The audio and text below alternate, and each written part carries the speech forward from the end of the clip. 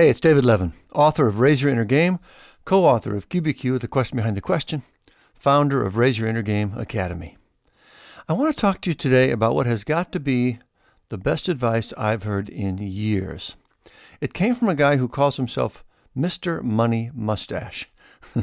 MrMoneyMustache.com, which, by the way, is a great name. But anyway, he basically offers ideas for how to live a great life on a lot less money, like 50% less than a typical family. And by the way, this post is not about money, but we'll get to that in a minute. So the advice is, when you're thinking about buying something, first ask yourself, is this going to remove an annoyance from my life, or is it just something that sounds like a nice thing to have? And the underlying idea is that we get a lot more value from things that remove an annoyance. So for example, a new car sounds great, new features, quieter, makes that commute more comfortable. But pretty soon it's just another car and your life is pretty much the same, though now maybe you have bigger car payments, so maybe it's even a little worse. But if you get a new job you can walk to, or you move close enough to your existing job that you can walk or bike, so now you remove the annoyance of that commute, that will make a huge improvement in the quality of your life. So that's the basic idea, and this just makes so much sense when you think about it. An annoyance is there constantly, every day, with some many times a day. So getting rid of that is something you'll really notice. But when you buy something that just sounds like a nice addition, you don't really know what the value will be. The truth is, we're not very good about predicting the positive effect of something new in our life. And I'm sure you've had this experience. I do this all the time. I see something I think will be great, I buy it, and I end up not using it, right? It doesn't work exactly as I thought. I didn't have the need for it. I thought, different reasons, but a lot of money wasted there. So this filter of first asking if a purchase will remove an annoyance has been very helpful.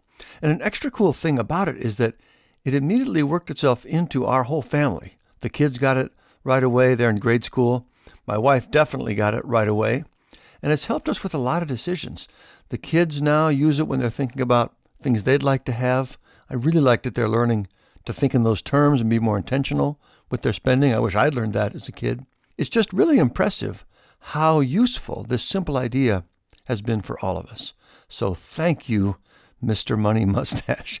I can't say that name without smiling. But I said this post was not about money. So here's where this idea gets even more interesting. In thinking about this, I realized that this applies to a lot more than just being smarter with money. It actually goes pretty deep into my areas of interest with performance improvement and well-being. 3 quick examples of this where you essentially see the same idea. Daniel Kahneman, famous psychologist and economist, I heard him say that, and this is in a public policy context, but reducing misery is a better and more effective goal than trying to bring about happiness.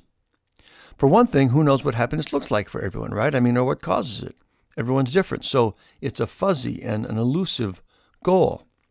On the other hand, the causes of misery are a lot easier to understand and to do something about.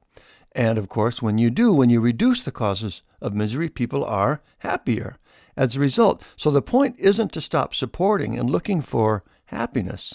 It's just that removing negatives is a more reliable path to get there. And that's the real point I'm getting at. Another example, performance improvement. Michael Gervais, performance coach with the Seattle Seahawks. I heard him talk about his approach with athletes. They start with the question, what do you think you're capable of this year? So they set the vision, and that's a great question. But then the focus is, okay, so how can we remove the obstacles to you getting there? See, it's the same idea. Removing negatives is the better path.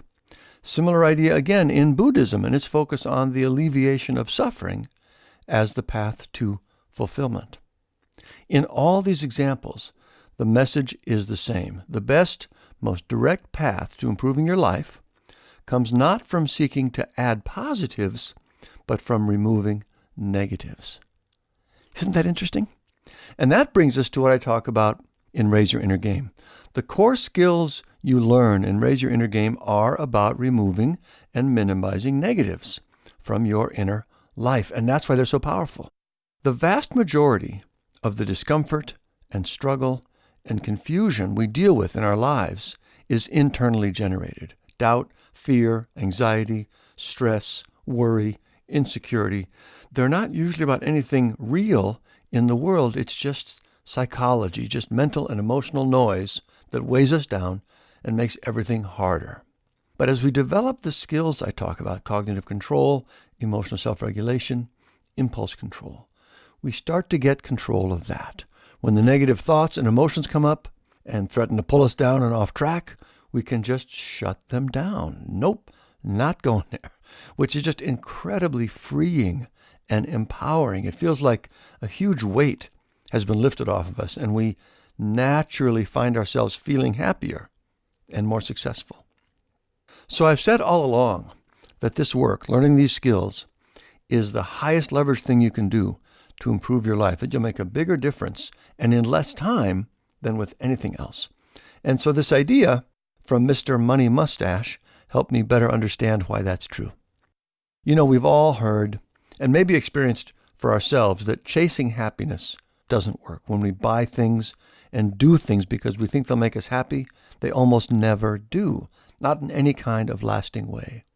It turns out that the more direct and reliable path to the success and happiness we want is to instead work on removing the annoyances, the barriers, and the negatives from your life.